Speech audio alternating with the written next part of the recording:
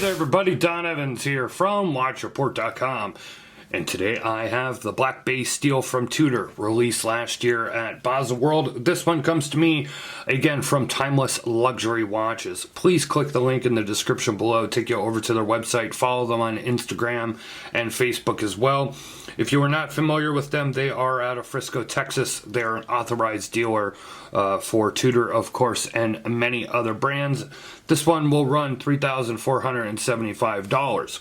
Unlike the Oris Diver 65 that I reviewed from them, they cannot offer me a special discount to give to you, our fine viewers and readers, but they did say something about a special gift. I do not know what that special gift would be, but you inquire about that if you email or call them.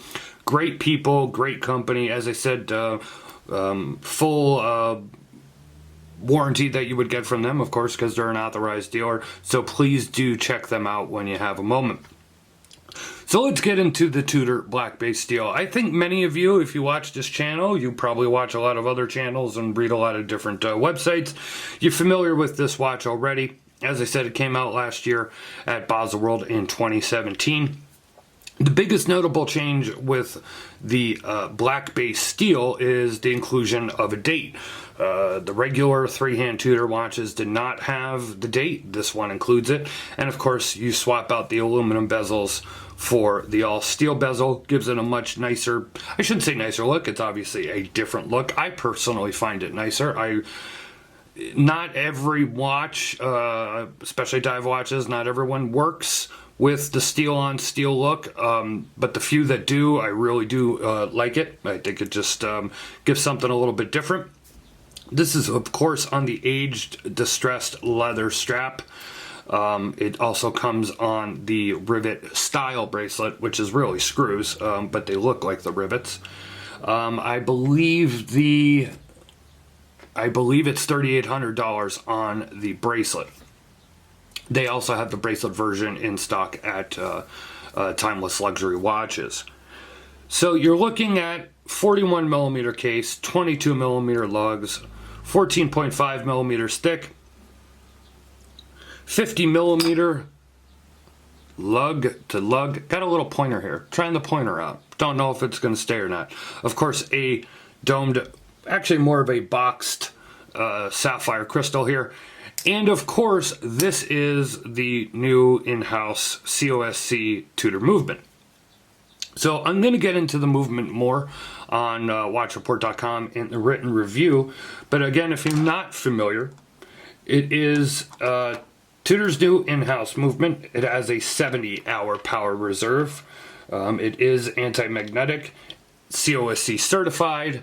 And this one, I've been, I think it's running about 2 seconds slow per day, which of course is right within those COSC standards.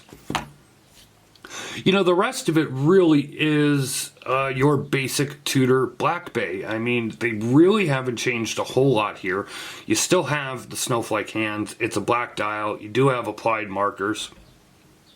As I said, you do have the date wheel now.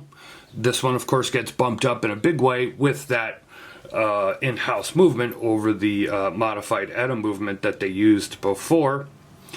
And one of the other things that I really like here is that you got rid of a lot of that text and the self-winding on the dial.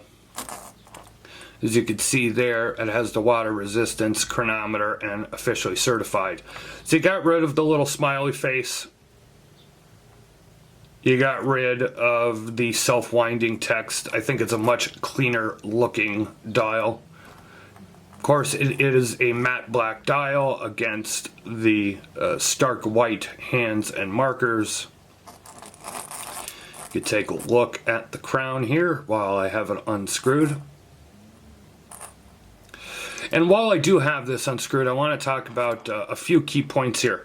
As you know, on this channel and on WatchReport.com, we do cover a lot of micro brand watches, and we enjoy doing that. I personally definitely enjoy doing that because it's a way of bringing out watches to the public and to whether you're collectors or general public that are watching this, and you're just getting into watches, or mild curiosity, whatever the reason. We're glad you're watching, by the way. And we get to introduce a lot of brands that people may never have heard of. I think at this point a lot of people have heard of Tudor. Of course they have heard of Rolex and many of the other more mainstream brands that you can find when you walk into a watch store or jeweler. So for the people that may have not ever held one of these in hand, few of the things I'd like to point out. You know, this is a $3,475 watch. Now I've reviewed watches at this price point and over before, and I've personally had them. I've personally seen them. Whether it's been at events or jewelers or friends' watches, everything like that. So there's some things I would like to point out. The crown action is superb, and you would expect it for this price point, of course, but that is not always the case, and I can say that with absolute honesty. That is not always the case, okay? You always hope that the higher the price of something goes, that the better it is, and unfortunately that's just not always the case. In this situation, it absolutely is. In the sense that the crown action on this, and I mean, you're watching this on video, but you could see there is absolutely no wobble. You obviously can't feel it like I can, and just feel the fluidity, the smoothness of unscrewing and screwing this back down, how it pops into place. It's just beautiful. It's the way it should be, especially at this price point. The same goes with the bezel. When you initially look at this case and this bezel, you would think that's not going to turn. It's going to be a bitch to turn. You're not going to be able to get your fingers in there. But the way that it slightly extends out from the sides of the case, you really just have no problem. Even here where it's much more matched up with the case, your fingers just grip on that very fine coin edge bezel, and it is just wonderful to turn. Absolutely wonderful. I could actually sit here all day and just play with it and just turn the bezel, because it's very satisfying, I guess is the word I'm looking for. We turn it around here to the case back. Of course, you got a pretty standard case back here, much like the Tudor, or excuse me, the Rolex watches. Nothing fancy. And that's the way they like it. Of course, this is an all high polished case, and you see all my fingerprints and smudge marks on there. Give you a close-up look here at the crown.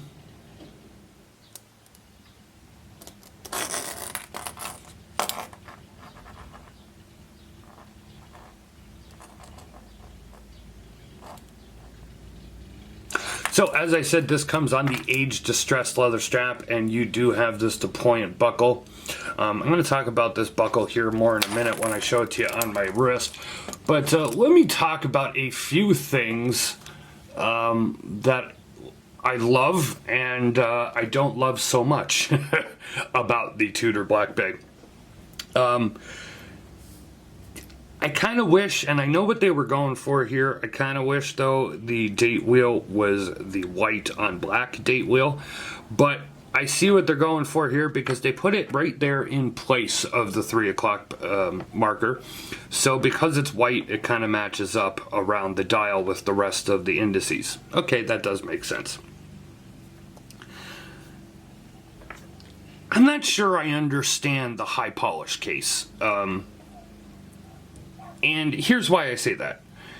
This is kind of, I do consider this to be a very attractive watch, but I kind of wish they went one way or another. So you have the matte dial as opposed to a high gloss dial or a sunburst style dial.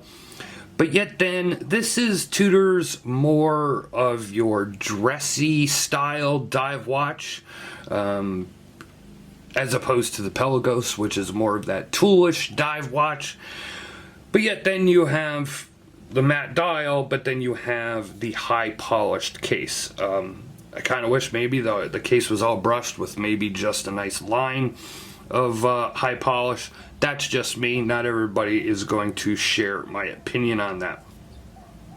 The other would be on the strap, and I think a lot of people that have had Tudor watches, had the Tudor Black Bay, are familiar with this. There's that significant gap between the case and the lugs here where the strap is, and you could see my fingers through that as I show it here on camera. Obviously on bracelet you don't have this problem because you have end links, but I almost wish there probably should have been a second set of holes in there where you could have attached the strap, and that way the strap would be closer to the case and you really wouldn't have this large of a gap going on. So let me go ahead here. I'm going to put it on my 7.5 inch wrist to give you a shot of what that looks like, and then I'm going to talk about this clasp a little bit more. Alright, here's a look on my 7.5 inch wrist for reference. As you can see what I'm talking about with that lug gap situation there on the strap. It's not horrible, but it could have easily been corrected, and considering this is, geez, like what, the 10th iteration of the Black Bay, at least, probably somewhere around there, you would think that at a certain point they could have fixed that. But let's move on to the clasp, and I think the clasp is where I have the biggest problem with this watch. That's upside down. Maybe it's not to you, but it is to me. Now I tried, you know, when I first got it in and I'm looking at it and I opened this up and I'm like, oh, there must be a way to flip this. There's not a way to flip this. There's not a way to actually flip the clasp apart. Maybe there is. I have to send this back to Timeless Luxury Watches, so I wasn't going to really start monkeying with things. There wasn't a quick and easy way to flip this around. So the only way to have done that would be to, you know, to switch the strap around. But then for me at least, and maybe, you know, most of you, then this part is reversed. Now it's on the other side and you have the short side here. I just don't enjoy wearing my watches like that. So then you have to have this upside down Tudor deal going on. I mean, to me, this totally should be the other way. Again, I could have swapped the strap pieces around and had that, but I chose not to do so. So I'm not sure what the deal is with that. I do like how the buckle system works. I like how you just pull this this piece out here. You know, you put it where you want to, of course, with the prong, and then this part will slide into here, and then that snaps over. I very much like the way it works. I just don't like the orientation of it. I wish it was reversed. I gotta be honest, I'm torn on this one. As far as what you're getting when you're talking about the movement, you're talking about the bezel action, you're talking about the crown action, just the overall quality of the watch, I absolutely think it's worth the $3,475 or the $3,800 on the bracelet. I mean, you're looking at an in-house COSC movement. That's worth it, I think, especially over the price of the Edo movements in the past. It wasn't a huge jump in price. It wasn't like it was $1,000 extra to go in-house. So I definitely do feel it's worth it. Aesthetically, I have a couple of issues, especially this one on the leather strap. Like I said, I don't like the strap gap.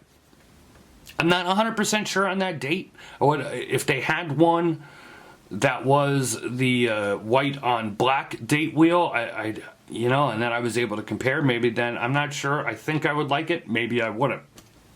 And the high polish for me, I'm not sure.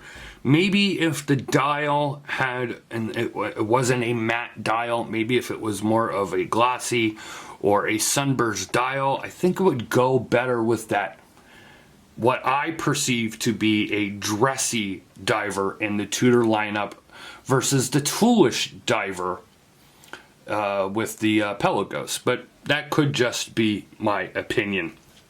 If you want to read more about this, if you want to read more about the movement, you want me read more thoughts and comments that I have on the Tudor black base steel, click the link in the description. It will take you over to watchreport.com. Follow us on social media. We're on Facebook, Twitter, and Instagram. If you don't want to miss another video review or upload, hit that notification bell twice, and that way you'll be subscribed and you'll get the notifications the second we upload a new, well, probably not the second, the way Google and YouTube is working these days, but you'll get it shortly within a few hours of when we upload it. Please check out the link below to Timeless Luxury Watches as well. And again, you could follow them on Facebook, Twitter, and Instagram and see all the great content that they put out there and all the brands that they carry. I'll leave a lume shot here at the end of the video. The lume is excellent, of course, as one would expect. This has been Don Evans with a very long video of the Tudor Black Bay Steel.